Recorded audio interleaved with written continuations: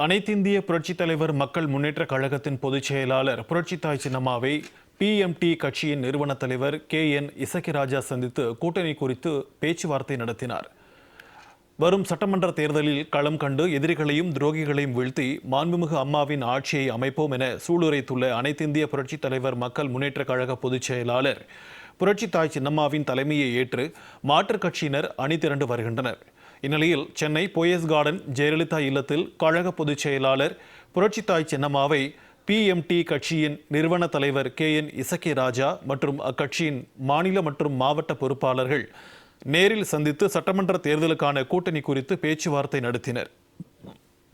மாண்புமிகு சின்னம்மா அவர்களுடைய கரத்தை வலுப்படுத்த வேண்டும். பணி என்பது அவர்கள் செய்த தியாகம் என்பது தமிழக மக்கள் அனைவருமே நன்கு அறிவார்கள். இந்த மக்கள் நிம்மதியா வாழ்வதற்கும் இந்த மக்களுடைய பாதுகாப்பிற்கும் இன்னைக்கு சின்னம்மா ஒரு கட்சியை ஆரம்பித்திருக்கிறார்கள். அவர்களுக்கு வலு சேர்க்கும் விதமாக எங்களது பிஎம்டி கட்சி சார்பாக அம்மா சின்னம்மா அவர்களுக்கு ஆதரவு கொடுத்திருக்கிறோம்.